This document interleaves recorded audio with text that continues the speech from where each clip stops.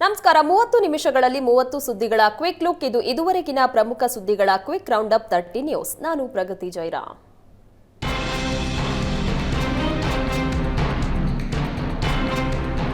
ರೇಣುಕಾಸ್ವಾಮಿ ಕೊಲೆ ಕೇಸ್ನಲ್ಲಿ ಜೈಲು ಸೇರಿದ್ದ ನಟ ದರ್ಶನ್ ಇಂದು ಆಸ್ಪತ್ರೆಯಿಂದ ಡಿಸ್ಚಾರ್ಜ್ ಆಗಿದ್ದಾರೆ. ಕಳೆದ 1.5 ತಿಂಗಳಿನಿಂದ ಬೆನ್ನು ನೋವಿಗೆ ಚಿಕಿತ್ಸೆಗಾಗಿ ಕೆಂಗೇರಿಯ ಬಿಜಿಎಸ್ ಆಸ್ಪತ್ರೆಗೆ ದಾಖಲಾಗಿದ್ದ ದರ್ಶನ್ ಇಂದು ಡಿಸ್ಚಾರ್ಜ್ ಆಗಿದ್ದಾರೆ. ದರ್ಶನ್ ಬೆನ್ನು ನೋವಿನ ಚಿಕಿತ್ಸೆ ಡ್ರಾಮಾ ಇವತ್ತಿಗೆ ಮುಗಿದಿದ್ದು ಬಿಜಿಎಸ್ ಆಸ್ಪತ್ರೆಯಿಂದ ಪತ್ನಿ ವಿಜಯಲಕ್ಷ್ಮಿ ಮನೆಗೆ ಶಿಫ್ಟ್ ಆಗಿದ್ದಾರೆ. ಬೆನ್ನು ನೋವಿಗೆ ಸರ್ಜರಿ ನೆಪವೊಡ್ಡಿ ಹೈಕೋರ್ಟ್ನಿಂದ 6 ವಾರಗಳ ಷರತ್ತುಬದ್ಧ ಜಾಮೀನನ್ನ ಪಡೆದಿದ್ರು. ಆದರೆ ಇಷ್ಟು ದಿನ ಫಿಸಿಯೋಥೆರಪಿ ಮಾಡಿಸಿಕೊಂಡಿದ್ದ ದರ್ಶನ್ ಅವರು ಇಂದು ಸರ್ಜರಿ ಮಾಡಿಸಿಕೊಳ್ಳದೆ ಆಸ್ಪತ್ರೆಯಿಂದ ಡಿಸ್ಚಾರ್ಜ್ ಆಗಿದ್ದಾರೆ. ಸಂಪೂರ್ಣ ಜಾಮೀನು ಮಂಜೂರಾಗ್ತಾ ಇದ್ದಂತೆ ಶಸ್ತ್ರಚಿಕಿತ್ಸೆ ನಾಟಕ ಮುಗಿಸಿ ಮನೆಗೆ ತೆರಳಿದ್ದಾರೆ.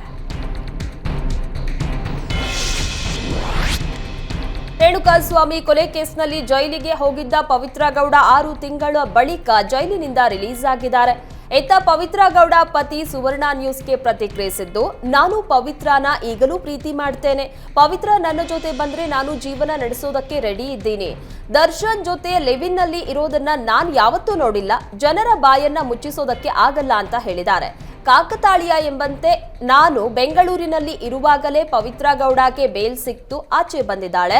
ಪವಿತ್ರ ಗೌಡ ಅರೆಸ್ಟ್ ಆಗಿದ್ದು ಕೇಸ್ ಬಗ್ಗೆ ಗೊತ್ತಿದೆ. ನಾನು ಡಿವೋರ್ಸ್ ಆದ್ಮೇಲೆ ಫೋನ್ನಲ್ಲೂ ಮಾತನಾಡಿಲ್ಲ. ನನ್ನ ಮಗಳ ಜೊತೆ ಮುಂಚೆ ಮಾತನಾಡಿದ್ದೆ. ಅಮ್ಮನ ಜೊತೆ ಚೆನ್ನಾಗಿರುವಂತಷ್ಟೇ ಹೇಳ್ತೀನಿ. ಇನ್ನು ಪವಿತ್ರ ನನ್ನ ಲೈಫ್ನಲ್ಲಿ ಬರಲ್ಲ ಅನ್ಸುತ್ತೆ. ನಾನಾಗಿ ಅವಳನ್ನ ನಾನು ಕರೆಯೋಲ್ಲ. ಅವಳು ಬಂದ್ರೆ ಬರ್ಲಿ ಅಂತ ಹೇಳಿದ್ದಾರೆ.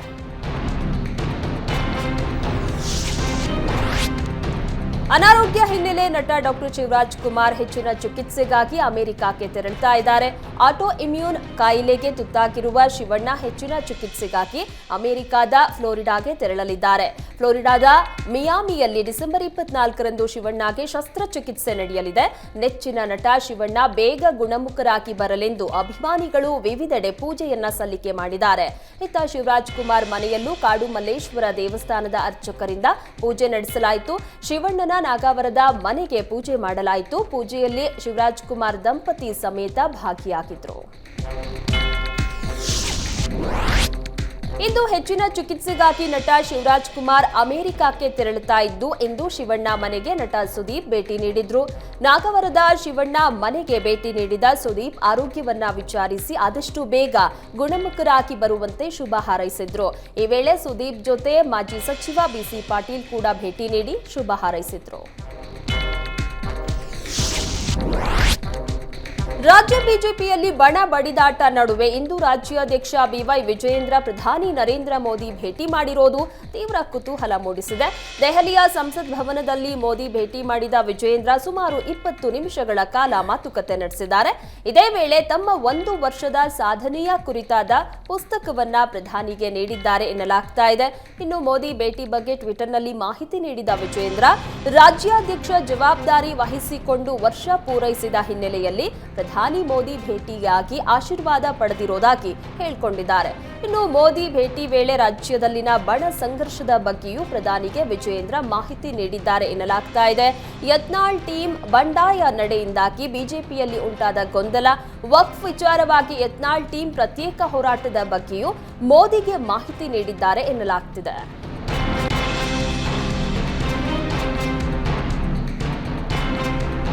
ಗ್ಯಾರಂಟಿಗೆ ಹೆಚ್ಚು ಒತ್ತು ಕೊಟ್ಟು ಸರ್ಕಾರ ಅಭಿವೃದ್ಧಿಯನ್ನ ನಿರ್ಲಕ್ಷಿಸ್ತಾ ಇದೆ ಎಂಬ ವಿಪಕ್ಷಗಳ ಆರೋಪ ಇದೆ. ಈ ನಡುವೆ ಕಾಂಗ್ರೆಸ್ ಶಾಸಕಾಂಗ ಸಭೆಯಲ್ಲೂ ಅನುದಾನ ಸಿಗ್ತಾ ಇಲ್ಲ ಅಂತ ಕೈ ಶಾಸಕರು ಪ್ರಸ್ತಾಪ ಮಾಡಿದ್ರು. ಇದೆಲ್ಲದಕ್ಕೂ ತಿರುಗೇಟು ಕೊಟ್ಟ ಜಯಚಂದ್ರ, ಸರ್ಕಾರ ಕ್ಷೇತ್ರಗಳ ಅಭಿವೃದ್ಧಿಗೆ ಅನುದಾನ ಕಡಿಮೆ ಮಾಡಿಲ್ಲ ಎಂದ್ರು. ಕ್ಷೇತ್ರವಾರು ಅನುದಾನ ಕೊಡುವ ವಿಚಾರ, ಹೊಸ ಕಾಮಗಾರಿಗೆ ಹಣ ಕೊಡುವ ವಿಚಾರದ ಬಗ್ಗೆಯೂ ಚರ್ಚೆ ನಡೆದಿದೆ. ಅಭಿವೃದ್ಧಿ ಕಾರ್ಯಕ್ಕಾಗಿ 4,000 ಕೋಟಿ ಕೊಡುವ ಬಗ್ಗೆ ಸಿಎಂ ಸಿದ್ದರಾಮಯ್ಯ ಹೇಳಿದ್ದಾರೆ. ಮಳೆಯಿಂದಾಗಿ ಸಾಕಷ್ಟು ಕಡೆ ರಸ್ತೆ ಕೆಟ್ಟಿವೆ. ಹೀಗಾಗಿ ಹಳ್ಳಿ ಪ್ರದೇಶಕ್ಕೆ ಹೆಚ್ಚು ಅನುದಾನ ನೀಡಲಾಗ್ತಾ ಇದೆ. 2,000 ಕೋಟಿಯನ್ನ ಅದಕ್ಕಾಗಿಯೇ ಮೀಸಲಿಡಲಾಗಿದೆ. ಒಟ್ಟು 6,000 ಕೋಟಿ ಅನುದಾನ ನೀಡಲು ಸಿದ್ದರಾಮಯ್ಯ ಒಪ್ಪಿಕೊಂಡಿದ್ದಾರೆ. ಎಲ್ಲಾ ಕ್ಷೇತ್ರದಲ್ಲಿ ಎಲ್ಲರಿಗೆ ಅನುದಾನ ಕೊಡುತ್ತಾರೆ. 300 ಕೋಟಿ ನನ್ನ ಕ್ಷೇತ್ರಕ್ಕೆ ಗ್ಯಾರಂಟಿ ಯೋಜನೆ ಅನುದಾನ ಬಂದಿದೆ ಅಂತ ಹೇಳಿದ್ರು. ಬಳ್ಳಾರಿಯಲ್ಲಿ ಬಾಣಂತಿಯರ ಸರಣಿ ಸಾವು ಪ್ರಕರಣ ಬೆನ್ನಲ್ಲೇ ಸರ್ಕಾರದ ವಿರುದ್ಧ ವಿಪಕ್ಷ ನಾಯಕ ಆರ್ ಅಶೋಕ್ ವಾಗ್ದಾಳಿ ನಡೆಸಿದ್ದಾರೆ. ಆರೋಗ್ಯ ಇಲಾಖೆ ಅನಾರೋಗ್ಯ ಇಲಾಖೆ ಆಗಿ ಹೋಗಿದೆ. ಬಳ್ಳಾರಿ ಬಾಣಂತಿಯರ ಸಾವಿನ ಬಗ್ಗೆ ಅಧಿಕಾರಿಗಳು ಕೇಳಿದ್ರೆ ಮೆಡಿಸಿನ್ ಪ್ರಾಬ್ಲಮ್ ಅಂತಾರೆ. ಇದರಲ್ಲಿ ನಾನು ಪಾತ್ರ ಇಲ್ಲ, ಇದ್ದರೂ ನನ್ನನ್ನ ಸಸ್ಪೆಂಡ್ ಮಾಡಿದ್ದಾರೆ ಅಂತ ಅಧಿಕಾರಿಗಳೇ ಹೇಳಿದ್ದಾರೆ.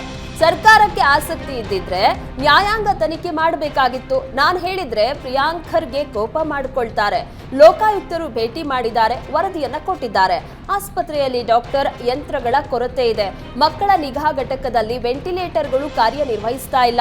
1000 ಜನಕ್ಕೆ ಒಂದೇ ಶೌಚಾಲಯ ಎಂಬ ಆರೋಪ ಕೇಳಿಬಂದಿವೆ. ಮೆಡಿಕಲ್ ಮಾಫಿಯಾದಲ್ಲಿ ಈ ಸರ್ಕಾರ ಸಿಕ್ಕಾಕೊಂಡಿದೆ ಎಂದು ವಾಗ್ದಾಳಿ ನಡೆಸಿದ್ರು. ರಾಜ್ಯ ಸರ್ಕಾರದ ಗೃಹಲಕ್ಷ್ಮಿ ಯೋಜನೆ ಲೈಂಗಿಕ ಅಲ್ಪಸಂಖ್ಯಾತರಿಗೂ ವಿಸ್ತರಣೆ ಹಿನ್ನೆಲೆ ಲೈಂಗಿಕ ಅಲ್ಪಸಂಖ್ಯಾತರು ಫುಲ್ ಖುಷಿಯಾಗಿದ್ದಾರೆ. ಮಹಿಳೆಯರ ಜೊತೆ ಲೈಂಗಿಕ ಅಲ್ಪಸಂಖ್ಯಾತರಿಗೂ ಗೃಹಲಕ್ಷ್ಮಿ ವಿಸ್ತರಿಸಿದ ಬೆನ್ನಲ್ಲೇ ಲೈಂಗಿಕ ಅಲ್ಪಸಂಖ್ಯಾತರಿಂದ ಬೆಳಗಾವಿಯಲ್ಲಿ ಸಚಿವೆ ಲಕ್ಷ್ಮೀ ಹೆಬ್ಬಾಳ್ಕರ್ಗೆ ಸನ್ಮಾನಿಸಲಾಯಿತು. ಬೆಳಗಾವಿಯ ಕುವೆಂಪು ನಗರದ ಹೆಬ್ಬಾಳ್ಕರ್ ಗೃಹ ಕಚೇರಿಯಲ್ಲಿ ಭೇಟಿ ಮಾಡಿದ ಲೈಂಗಿಕ ಅಲ್ಪಸಂಖ್ಯಾತರು ದೃಷ್ಟಿ ತೆಗೆದು ಶುಭ ಹಾರೈಸಿ ಸನ್ಮಾನಿಸಿದ್ರು. ಪ್ರಥಮ ಕಂತಿನ ಹಣ ಮಂಜೂರಾದ ಹಿನ್ನೆಲೆಯಲ್ಲಿ ಲೈಂಗಿಕ ಅಲ್ಪಸಂಖ್ಯಾತರ ಸಮುದಾಯ ಖುಷಿಯಲ್ಲಿದ್ದಾರೆ. ಮಾಜಿ ಸ್ಪೀಕರ್ ರಮೇಶ್ ಕುಮಾರ್ ವಿರುದ್ಧ ಅರಣ್ಯ ಭೂಮಿ ಒತ್ತುವರಿ ಆರೋಪ ಕೇಳಿಬಂದಿದೆ. ಈ ಆರೋಪದ ಬೆನ್ನಲ್ಲೇ ಕೋಲಾರದ ಕಂದಾಯ ಹಾಗೂ ಅರಣ್ಯ ಇಲಾಖೆಯ ಅಧಿಕಾರಿಗಳಿಗೆ ಜಂಟಿ ಸರ್ವೆ ನಡೆಸಿ ವರದಿ ನೀಡುವಂತೆ ಸುಪ್ರೀಂ ಕೋರ್ಟ್ ಸೂಚನೆಯನ್ನ ನೀಡಿತ್ತು. ಆದರೆ ಸುಪ್ರೀಂ ಕೋರ್ಟ್ ಸೂಚನೆಗೂ ತಲೆ ಕೆಡಿಸಿಕೊಳ್ಳದ ಅಧಿಕಾರಿಗಳು ಇನ್ನೂ ಸರ್ವೆ ಮಾಡಲು ಮೀನಾಮೇಷ ಎಣಿಸ್ತಾ ಇದ್ದಾರೆ ಎಂಬ ಆರೋಪ ಕೇಳಿಬಂದಿದೆ.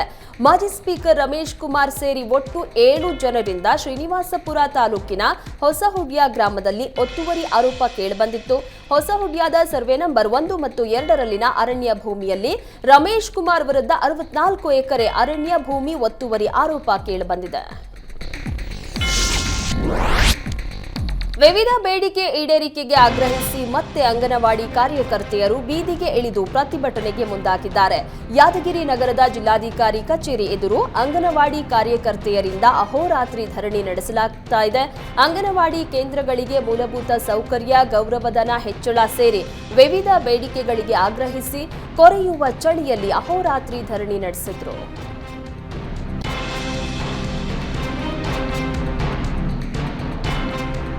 ಉಡುಪಿಯಲ್ಲೂ ನೂರಾರು ಜನ ಅಂಗನವಾಡಿ ಕಾರ್ಯಕರ್ತೆಯರು ಸರ್ಕಾರದ ವಿರುದ್ಧ ಪ್ರತಿಭಟನೆ ನಡೆಸಿದ್ರು. ಗೌರವಧನ ಹೆಚ್ಚಿಸಿ ಅಂಗನವಾಡಿ ಕೇಂದ್ರಗಳನ್ನು ಮೇಲ್ದರ್ಜೆಗೆ, ಪ್ರಾಥಮಿಕ ಶಾಲೆಯಲ್ಲಿ ಆರಂಭಿಸಿರುವ ಎಲ್ಕೆಜಿ, ಯುಕೆಜಿ ನಿಲ್ಲಿಸಿ ಅಂಗನವಾಡಿಯನ್ನ ಮೇಲ್ದರ್ಜೆಗೆ ಏರಿಸಿ, ಎಲ್ಕೆಜಿ, ಯುಕೆಜಿಯನ್ನ ಆರಂಭಿಸಿ ಎಂದು ವಿವಿಧ ಬೇಡಿಕೆಗಳಿಗೆ ಆಗ್ರಹಿಸಿ ಪ್ರತಿಭಟನೆಯನ್ನ ನಡೆಸಿದ್ದಾರೆ. ಗುಜರಾತ್ ಹೈಕೋರ್ಟ್ ತೀರ್ಪಿನಂತೆ ಕಾರ್ಯಕರ್ತೆ, ಸಹಾಯಕಿಯರನ್ನ ವರ್ಗ 3 ಮತ್ತು 4 ಎಂದು ಪರಿಗಣಿಸಿ ಕಾಯಂ ಮಾಡಬೇಕು. ಗ್ರಾಚ್ಯುಟಿ ಹಣ ಕೂಡಲೇ ಬಿಡುಗಡೆ ಮಾಡಬೇಕು ಎಂದು ಪ್ರತಿಭಟನಾ ನಿರತ ಅಂಗನವಾಡಿ ಕಾರ್ಯಕರ್ತರು ಆಗ್ರಹಿಸಿದ್ದಾರೆ. ಮಸೀದಿಗೆ ನುಗ್ಗಿ ಧರ್ಮಗುರು ಮೇಲೆ 12 ಜನರ ಯುವಕರ ತಂಡ ಹಲ್ಲೆ ಮಾಡಿರುವ ಘಟನೆ ದಕ್ಷಿಣ ಕನ್ನಡ ಜಿಲ್ಲೆ ಬೆಳ್ತಂಗಡಿಯಲ್ಲಿ ನಡೆದಿದೆ. ಬೆಳ್ತಂಗಡಿಯ ಚಾರ್ಮಡಿಯ ಮೊಹಿದ್ದೀನ್ ಜುಮ್ಮಾ ಮಸೀದಿಯ ಮೌಲ್ವಿ ಶಮೀರ್ ಮುಸ್ಲಿಯಾರ್ ಮೇಲೆ ತಡರಾತ್ರಿ ಹಲ್ಲೆ ನಡೆದಿದೆ. ಮಸೀದಿಯೊಳಗೆ ಏಕಾಏಕಿ ನುಗ್ಗಿದ 12 ಜನರು ಮುಸ್ಲಿಂ ಯುವಕರ ತಂಡ ಮೌಪೂಯಿ ಜೊತೆ ಗಲಾಟೆಯನ್ನ ಮಾಡಿಕೊಂಡಿದ್ದಾರೆ. ಗಲಾಟೆ ವೇಳೆ ಹಲ್ಲೆ ನಡೆಸಿದ್ದಾರೆ ಎಂಬ ಆರೋಪ ಕೇಳಿಬಂದಿದೆ. ಇಲಾಖೆ ಗಲಾಟೆ ಶುರು ಆಗ್ತಾ ಇದ್ದಂತೆ ಸ್ಥಳೀಯರು ಮಧ್ಯಪ್ರವೇಶಿಸಿದ್ದಾರೆ. ಘಟನೆ ಕುರಿತು ಧರ್ಮಸ್ಥಳ ಪೊಲೀಸ್ ಠಾಣೆಯಲ್ಲಿ ಪ್ರಕರಣ ದಾಖಲಾಗಿದೆ. ರಾಜಧಾನಿಯಲ್ಲಿ ಅಕ್ರಮವಾಗಿ ಕಾವೇರಿ ನೀರಿನ ಸಂಪರ್ಕ ಪಡೆದಿರುವ ಕಾವೇರಿ ನೀರು ಕಳ್ಳರ ವಿರುದ್ಧ ಜಲಮಂಡಳಿ ಸಮರ ಸಾರಿದೆ. ಅನಧಿಕೃತವಾಗಿ ಕಾವೇರಿ ನೀರಿನ ಸಂಪರ್ಕ ಪಡೆದವರ ವಿರುದ್ಧ ಪೊಲೀಸ್ ಇಲಾಖೆಗೆ ಕೇಸ್ ಹಾಕೋದಕ್ಕೆ ಜಲಮಂಡಳಿ ನಿರ್ಧಾರ ಮಾಡಿದೆ. ಅನಧಿಕೃತ ಕಾವೇರಿ ನೀರಿನ ಸಂಪರ್ಕ ಪಡೆಯುವುದು ಶಿಕ್ಷಾರ್ಹ ಅಪರಾಧವಾಗಿದ್ದು, ಈ ಹಿಂದೆ ದಂಡಾಸ್ತ್ರ ಪ್ರಯೋಗಕ್ಕೆ ಜಲಮಂಡಳಿ ಮುಂದಾಗಿತ್ತು. ಆದರೆ ಇದಕ್ಕೆ ಕ್ಯಾರೆ ಎನ್ನದ ಕೆಲ ನೀರು ಕಳ್ಳರಿಗೆ ಮತ್ತೊಮ್ಮೆ ಕಾನೂನು ಬಿಸಿ ಮುಟ್ಟಿಸೋದಕ್ಕೆ ಜಲಮಂಡಳಿ ಮುಂದಾಗಿದೆ. ಅನಧಿಕೃತ ನೀರಿನ ಸಂಪರ್ಕ ಪಡೆದವರ ಮೇಲೆ ಎಫ್ಐಆರ್ ದಾಖಲಿಸಿ ಜೈಲಿಗಟ್ಟೋದಕ್ಕೆ ನಿರ್ಧಾರ ಕೈಗೊಂಡಿದೆ. ನಡು ರಸ್ತೆಯಲ್ಲಿ ಯುವಕರಿಗೆ ಚಾಕು ಇರಿತವಾಗಿರುವ ಘಟನೆ ಚಿಕ್ಕಬಳ್ಳಾಪುರ ತಾಲೂಕಿನ ಕಂಡಕನಹಳ್ಳಿ ಗ್ರಾಮದಲ್ಲಿ ನಡೆದಿದೆ. ಘಟನೆಯಲ್ಲಿ ಇಬ್ಬರಿಗೆ ಗಂಭೀರವಾದ ಗಾಯವಾಗಿದ್ದು, ಗಾಯಾಳುಗಳನ್ನು ಚಿಕ್ಕಬಳ್ಳಾಪುರ ಜಿಲ್ಲಾಸ್ಪತ್ರೆಗೆ ದಾಖಲು ಮಾಡಲಾಗಿದೆ. ಹರೀಶ್ ಹಾಗೂ ಗಿರೀಶ್ ಎಂಬುವವರ ಮೇಲೆ ಧನುಷ್ ಗೌಡ ಹಾಗೂ ಮಧುಷ್ ಗೌಡ ಎಂಬುವವರು ಚಾಕು ಇರಿದು ಕೊಲೆಗೆ ಯತ್ನ ನಡೆಸಿದ್ದಾರೆ. ಹುಡುಗಿ ವಿಚಾರದಲ್ಲಿ 6 ತಿಂಗಳ ಹಿಂದೆ ಜಗಳ ಮಾಡಿಕೊಂಡಿದ್ದ ಯುವಕರು ಮತ್ತೆ ಅದೇ ವಿಚಾರಕ್ಕೆ ಗಲಾಟೆ ಮಾಡಿಕೊಂಡಿದ್ದಾರೆ. ಜಗಳ ವಿಕೋಪಕ್ಕೆ ತಿರುಗ್ತಾ ಇದ್ದಂತೆ ಧನುಷ್ ಗೌಡ ಹಾಗೂ ಮಧುಷ್ ಗೌಡ ಚಾಕುವಿನಿಂದ ಇರಿದು ಕೊಲೆ ಮಾಡೋದಕ್ಕೆ ಯತ್ನ ನಡೆಸಿದ್ದಾರೆ. ಚಿಕ್ಕಬಳ್ಳಾಪುರ ಗ್ರಾಮಾಂತರ ಪೊಲೀಸ್ ಠಾಣೆಯಲ್ಲಿ ಪ್ರಕರಣ ದಾಖಲಾಗಿದೆ.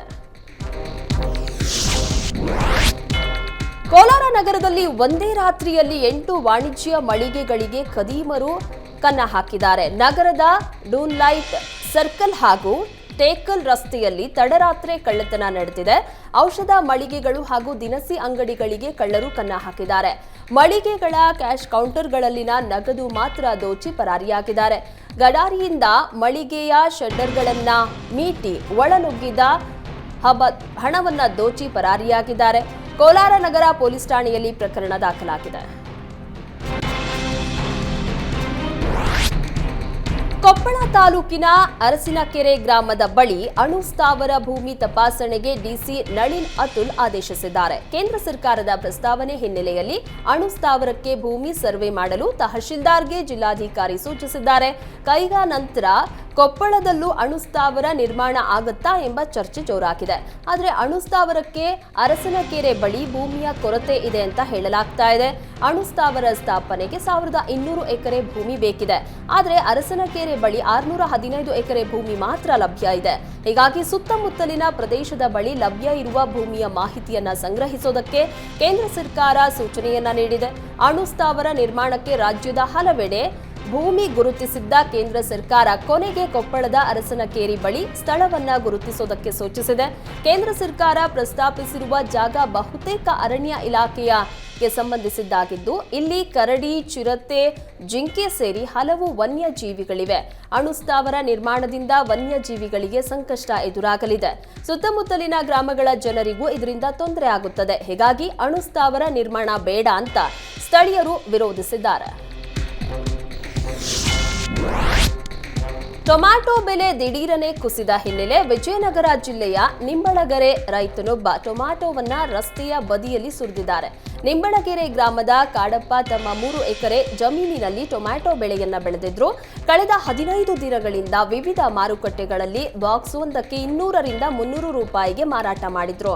ಆದರೆ ಹರಪನಹಳ್ಳಿ ಮಾರುಕಟ್ಟೆಗೆ ತೆಗೆದುಕೊಂಡು ಹೋದಾಗ ಒಂದು ಬಾಕ್ಸ್ ಬೆಲೆ ಕೇವಲ 30ರಿಂದ 50 ರೂಪಾಯಿಗೆ ಕೇಳಿದ್ದಾರೆ. ಇದರಿಂದ ಬೇಸತ್ತ ಕಾಡಪ್ಪ ಹಣ್ಣನ್ನ ವಾಪಸ್ ತಂದು ಜಾನುವಾರುಗಳು ತಿನ್ಲಿ ಅಂತ ತನ್ನ ಜಮೀನು ಬಳಿಯ ರಸ್ತೆ ಪಕ್ಕದಲ್ಲಿ ಸುರಿದು ಆಕ್ರೋಶ ವ್ಯಕ್ತಪಡಿಸಿದ್ದಾರೆ. ಟೊಮ್ಯಾಟೊ ಹಣ್ಣು ಬಿಡಿಸಲು ಕೂಲಿಗಳಿಗೆ ದಿನಕ್ಕೆ 200ರಿಂದ 300 ರೂಪಾಯಿ ನೀಡಬೇಕು. ಇದರ ಜೊತೆಗೆ ವಾಹನ ಬಾಡಿಗೆ ಸೇರಿದಂತೆ ಇತರೆ ಖರ್ಚಿದೆ. ದಿಢೀರೆಂದು ಬೆಲೆ ಕುಸಿತವಾದ್ರೆ ರೈತರು ಬದುಕೋದು ಹೇಗೆ ಅಂತ ಆತಂಕ ವ್ಯಕ್ತಪಡಿಸಿದ್ದಾರೆ. 2 ತಿಂಗಳಲ್ಲಿ ಹಸೆ ಮಣೆ ಏರ್ಬೇಕಾಗಿದ್ದ ಯೋಧ ಹುತಾತ್ಮ ಆಗಿರುವ ಘಟನೆ ಜಮ್ಮು ಕಾಶ್ಮೀರದ ಲೇಹ ಬಳಿ ನಡೆದಿದೆ. ಬೆಳಗಾವಿಯ ಗೋಕಾಕ ತಾಲೂಕಿನ ಇರನಡ್ಡಿ ಗ್ರಾಮದ ಮಹೇಶ್ ವಾಲಿ ಹುತಾತ್ಮರಾಗಿದ್ದಾರೆ. ಜಮ್ಮು ಕಾಶ್ಮೀರದ ಲೇಹ ಬಳಿ ರಸ್ತೆ ಮೇಲೆ ಬಿದ್ದಿದ್ದ ಮಂಜಿನ ಉಂಡೆ ತೆರವು ಮಾಡಲು ಹಿಟಾಚಿ ಸಮೇತ ಯೋಧ ಮಹೇಶ್ ತೆರಳಿದ್ದಾರೆ. ಈ ವೇಳೆ ಹಿಟಾಚಿ ಮೇಲೆ ಬೃಹತ್ ಆಕಾರದ ಬಂಡೆಯೊಂದು ಉರುಳಿ ಬಿದ್ದಿದೆ. ಈ ವೇಳೆ ಹಿಟಾಚಿಯಲ್ಲಿದ್ದ ಯೋಧ ಮಹೇಶ್ ವಾಲಿ ಸ್ಥಳದಲ್ಲೇ ಮೃತಪಟ್ಟಿದ್ದಾರೆ. ಯೋಧನಿಗೆ 2025ರ ಫೆಬ್ರವರಿಗೆ ನಿಶ್ಚಿತಾರ್ಥವಾಗಿತ್ತು. ಇನ್ನೇನು ಕೆಲವೇ ದಿನಗಳಲ್ಲಿ ರಜೆ ಪಡೆದು ಗ್ರಾಮಕ್ಕೆ ವಾಪಸ್ಸಾಗಬೇಕಿತ್ತು. ಅಷ್ಟರಲ್ಲಾಗಲೇ ವಿಧಿ ಯೋಧನನ್ನ ಬಲಿ ಪಡೆದಿದೆ. ಸಕಲ ಸರ್ಕಾರಿ ಗೌರವದೊಂದಿಗೆ ಸ್ವಗ್ರಾಮದಲ್ಲಿ ಯೋಧ ಮಹೇಶ್ ವಾಲಿಯ ಅಂತ್ಯಕ್ರಿಯೆ ನಡೆಯಲಿದೆ. ರಾಜ್ಯದ ಹೆಮ್ಮೆಯ ಸುಗಂಧ ರಾಯಭಾರಿ ಮೈಸೂರು ಸ್ಯಾಂಡಲ್ ಸೋಪಿನ ನಿರ್ಮಾತೃ Karnataka soaps and detergent limited ಸಂಸ್ಥೆ ಈ ಬಾರಿ ಭರ್ಜರಿ ಲಾಭ ಗಳಿಸಿದೆ. 2023-24ರಲ್ಲಿ 1,570 ಕೋಟಿ ರೂಪಾಯಿ ವ್ಯಾಪಾರ ವಹಿವಾಟು ನಡೆಸಿ 362 ಕೋಟಿ ರೂಪಾಯಿ ಲಾಭ ಗಳಿಸಿದೆ. ಈ ಹಿನ್ನೆಲೆಯಲ್ಲಿ ಇದೇ ಮೊದಲ ಬಾರಿಗೆ ಅತಿ ಹೆಚ್ಚು ಅಂದರೆ 108 ಕೋಟಿ ಡಿವಿಡೆಂಡ್ ಮೊತ್ತ ಹಾಗೂ ಮುಖ್ಯಮಂತ್ರಿ ಪರಿಹಾರ ನಿಧಿಗೆ 5 ಕೋಟಿ ಮೊತ್ತದ ಚೆಕ್ ನೀಡಿದೆ. ಸಚಿವ ಎಂಬಿ ಪಾಟೀಲ್ ಹಾಗೂ ಕೆಎಸ್ಡಿಎಲ್ ಸಂಸ್ಥೆ ಅಧ್ಯಕ್ಷರಾದ ಅಪ್ಪಾಜಿ ಸಿಎಸ್ ನಾಡಗೌಡ ಸಿಎಂ ಸಿದ್ದರಾಮಯ್ಯ ಅವರನ್ನ ಭೇಟಿಯಾಗಿ ಚೆಕ್ ಹಸ್ತಾಂತರಿಸಿದ್ರು. ಈ ಸಂದರ್ಭದಲ್ಲಿ MD doctor Prakash, KL Ravish, Gangappa ಮೊದಲಾದ ಹಿರಿಯ ಅಧಿಕಾರಿಗಳು ಹಾಜರಿದ್ದರು.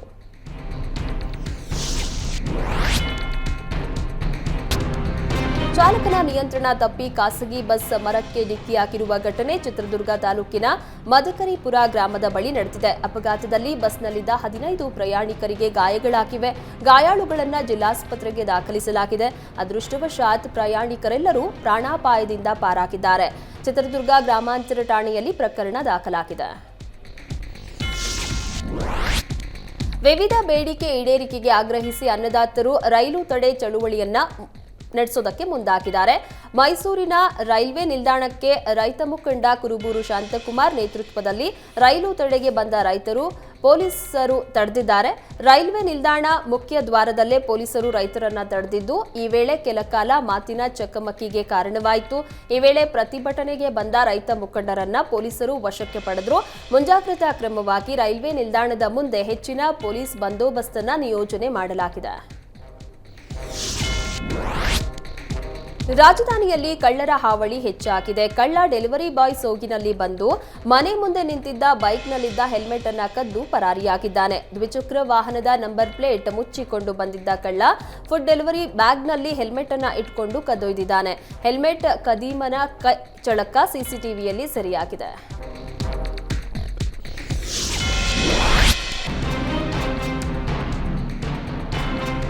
ಶಾರ್ಟ್ ಸರ್ಕ್ಯೂಟ್ನಿಂದಾಗಿ ರದ್ದಿ ಪೇಪರ್ ಸಂಗ್ರಹದ 5 ಮಳಿಗೆಗಳಿಗೆ ಬೆಂಕಿ ಬಿದ್ದಿದೆ. ಈ ಘಟನೆ ಬೆಳಗಾವಿಯ ಕಂಜರ್ಗಲ್ಲಿಯಲ್ಲಿ ನಡೆದಿದೆ. ಶಾರ್ಟ್ ಸರ್ಕ್ಯೂಟ್ನಿಂದಾಗಿ ಮೊದಲೊಂದು ಮಳಿಗೆಗೆ ಬೆಂಕಿ ಹೊತ್ತಿಕೊಂಡಿದೆ. ನಂತರ ಪಕ್ಕದ ಅಂಗಡಿಗಳಿಗೂ ಬೆಂಕಿ ವ್ಯಾಪಿಸಿದೆ. ಮಳಿಗೆಗಳಲ್ಲಿ ಬೆಂಕಿ ಕಾಣಿಸಿಕೊಂಡಿದ್ದರಿಂದ ಭಾರೀ ಪ್ರಮಾಣದಲ್ಲಿ ಬೆಂಕಿ ಜ್ವಾಲೆ ವ್ಯಾಪಿಸಿದ್ದು ಸ್ಥಳೀಯರು ಕೆಲಕಾಲ ಆತಂಕಕ್ಕೆ ಒಳಗಾಗಿದ್ರು. ಸ್ಥಳಕ್ಕೆ ಬಂದ ಅಗ್ನಿಶಾಮಕ ಸಿಬ್ಬಂದಿ ಬೆಂಕಿ ನಂದಿಸುವಲ್ಲಿ ಯಶಸ್ವಿಯಾಗಿದ್ದಾರೆ. ಅಗ್ನಿ ಅವಘಡದಲ್ಲಿ ಲಕ್ಷಾಂತರ ರೂಪಾಯಿ ಹಾನಿಯಾಗಿದ್ದು ಸ್ಥಳಕ್ಕೆ ಬೆಳಗಾವಿಯ ಮಾರ್ಕೆಟ್ ಠಾಣೆ ಪೊಲೀಸರು ಭೇಟಿ ನೀಡಿ ಪರಿಶೀಲನೆ ನಡೆಸಿದ್ದಾರೆ. ಗ್ರಾಮದಲ್ಲಿ ಮೃತಪಟ್ಟವರ ಅಂತ್ಯಕ್ರಿಯೆ ನಡೆಸಲು ಗ್ರಾಮಸ್ಥರು ಪರದಾಡುವ ಪರಿಸ್ಥಿತಿ ನಿರ್ಮಾಣವಾಗಿದೆ. ಚಾಮರಾಜನಗರ ಜಿಲ್ಲೆ ಯಳಂದೂರು ತಾಲೂಕಿನ ಮದ್ದೂರು ಗ್ರಾಮದಲ್ಲಿ ಅಂತ್ಯಕ್ರಿಯೆಗೆ ನದಿ ದಾಟಿ ಹೋಗುವ ಪರಿಸ್ಥಿತಿ ಎದುರಾಗಿದೆ. ಪರಿಶಿಷ್ಟ ಜಾತಿ ಸಮುದಾಯಕ್ಕೆ ತಾಲೂಕು ಆಡಳಿತ ಸುವರ್ಣಾವತಿ ನದಿಯ ದಡದಲ್ಲಿ ಸ್ಮಶಾನ ಜಾಗವನ್ನ ನೀಡಿದೆ.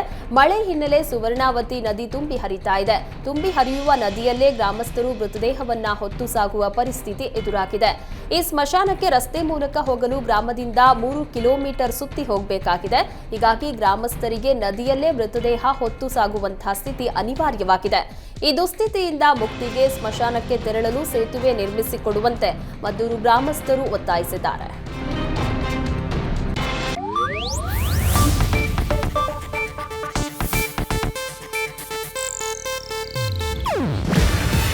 ಇದು ಏಷ್ಯಾನೆಟ್ ನ್ಯೂಸ್ ನೆಟ್ವರ್ಕ್ ಪ್ರಸ್ತುತಿ. ನೀವು ನೋಡ್ತಿದ್ದೀರಾ ಏಷ್ಯಾನೆಟ್ ಸುವರ್ಣ ನ್ಯೂಸ್.